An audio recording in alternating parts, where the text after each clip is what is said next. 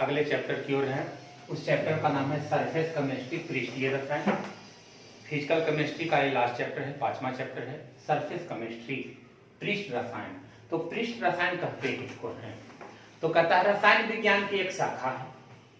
रसायन विज्ञान की वैसी शाखा जो सतह पर होने वाली घटनाओं के बारे में किसी भी पृष्ठ के, जैसे बोर्ड है, इस बोर्ड के ऊपर अगर कौन सी घटना क्या होगी इसके बारे में, एक फर्श है तो फर्श पर होने वाली घटनाओं के बारे में, दीवार है, दीवार पर होने वाली घटनाओं के बारे में जो शाखा अध्ययन कराएगा उस शाखा को कहते हैं सरफेस केमिस्ट्री। तो सतह पर दो तरह की घटनाएं उत्पन्न होती है। सतह पर दो तरह की घटनाएं उत्पन्न होती है। पहला है अधिशोषण, एडजॉर्प्शन, और दूसरा है अवशोषण, एब्जॉर्प्शन। सबसे इंपॉर्टेंट टॉपिक है ये दोनों। इसमें दो तरह की घटनाएं उत्पन्न होती है। इसी दोनों घटनाओं के बारे में डिटेल से हम लोग जानकारी करते हैं। तो पहला है अधिशोषण और दूसरा है अवशोषण। तो बात रही अधिशोषण किसे कहते हैं, अधिशोषण के बारे में जाने हम। अब एक एक करके यहाँ से लेके चलेंगे। दो घटनाओं के बाद सतह पर दो तरह की घटनाएं उत्पन्न होती है। पहला घटना अधिशोषण की और दूसरा है अवशोषण की। तो अब एक एक करके लेके चलते हैं। पहला है अधिशोषण, अधिशोषण, एडजॉर्प्शन। अब एडजॉर्प्शन को समझिएगा। अधिशोषण क्या है? एक पात्र ले लिया,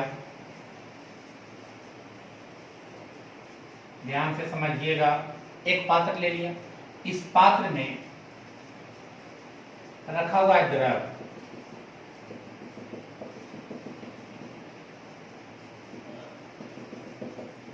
इस पात्र में रखा हुआ है द्रव।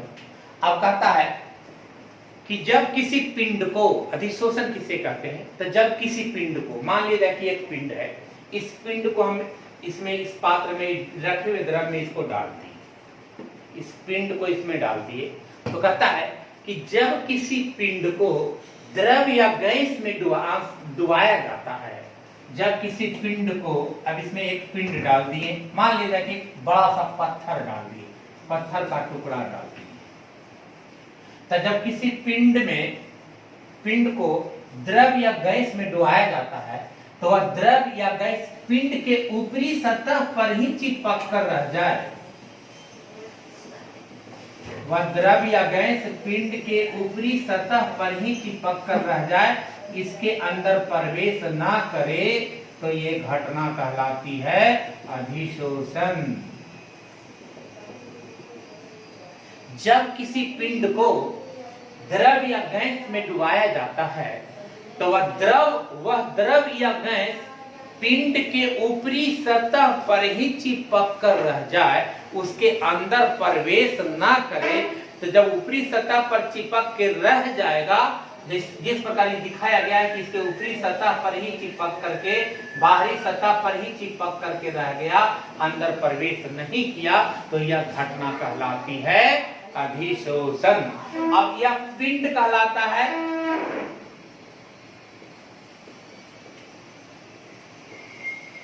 अधिशोषक, और ये जो द्रव या गैस है ये कहलाएगा अधिशोषित अणु। और ये चिपकने की घटना पिंड पर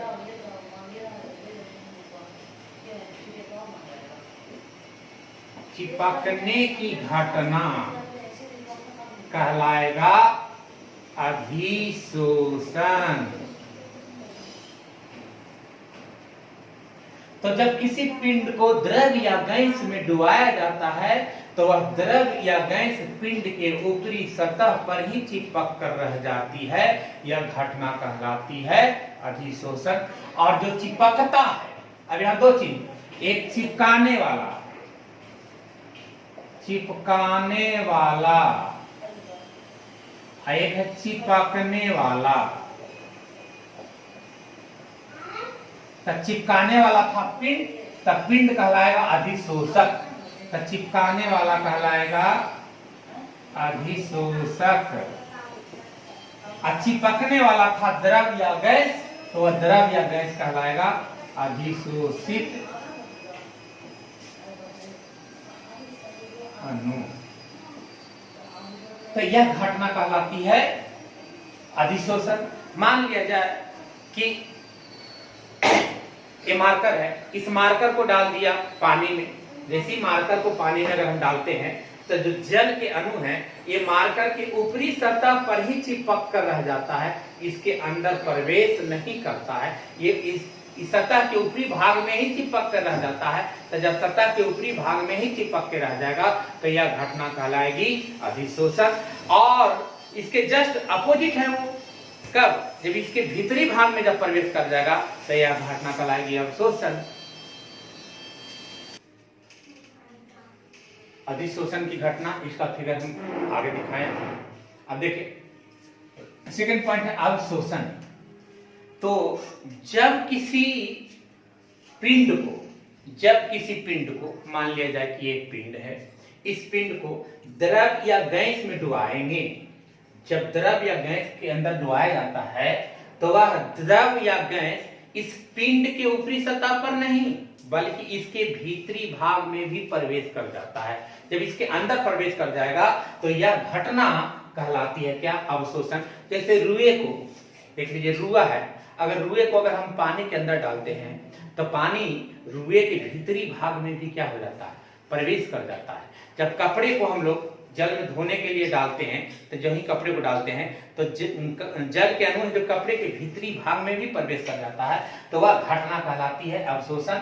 ये पिंड है, पिंड को जब किसी द्रव या गैस में डुबाया गया है तो डुबाने के बाद वह द्रव या गैस इसके बाहरी सतह पर ही नहीं बल्कि इसके भीतरी भाग में भी प्रवेश कर गया है, तो यह घटना कहलाती है अवशोषण। और ये पिंड कहलाएगा अवशोषक और इस पे चिपकने वाले पदार्थ कहलाएगा अवशोषित अणु। और ये घट चिपकने के अलावे इसके भीतरी भाग में जो प्रवेश किया है तो यह घटना कहलाएगा अवशोषक। जैसे चूने को, अगर कली चूना है, अगर कली चूने को अगर हम पानी में डाल देते हैं तो जैसे ही पानी में डालते हैं तो जल के अणु उसके भीतरी भाग में प्रवेश करने लगता है, जिसके कारण कली चूने के अणु टूटने शुरू हो जाते हैं और टूटने के बाद काफी मात्रा में ऊर्जा निकलती है, जिसके कारण वह कली चूना है जो पानी में खौलने लगता है और वह फड़फड़ाहट के साथ बाहर आ जाता है। तो अब कली चूना में जब कली चूने को जल में हम लोग डालते हैं तो उसमें किस प्रकार की घटना होती है, तो कली चूने में को जल में डालने के बाद उसमें अवशोषण की घटना होती है। और अधिशोषण और अवशोषण, अब बात रही कि अधिशोषण और अवशोषण के बीच में एक और भी घटना है कि कुछ ऐसी भी एक प्रक्रिया है कि जिससे पता ही नहीं लगता है कि यह अधिशोषण हुआ या अवशोषण हुआ। तो जब ये दोनों के बीच का जो घटना होती है, अधिशोषण अवशोषण दोनों साथ साथ होती है, तो वो घटना को बताने वाला को कहते हैं शोषण। जो कभी कभी अधिशोषण और अवशोषण की प्रक्रिया जो होती है, जो दोनों साथ साथ होती है, तो उस घटना को कहते हैं शोषण, जो कि अवशोषण और अधिशोषण के बीच साथ साथ की प्रक्रिया को बताता है। तो जो अधिशोषण अवशोषण की प्रक्रिया को साथ साथ बताता है वह घटना कहलाती है शोषण। अब हम लोग इस पृष्ठ पर दो तरह की घटनाएं उत्पन्न हुई थी। पहला घटना था अधिशोषण और दूसरा घटना था अवशोषण। तो यह सतह पर की घटना है, यह सतह के भीतरी घटना है, दोनों। अब हम लोग पढ़ेंगे अधिशोषण और अवशोषण में अंतर।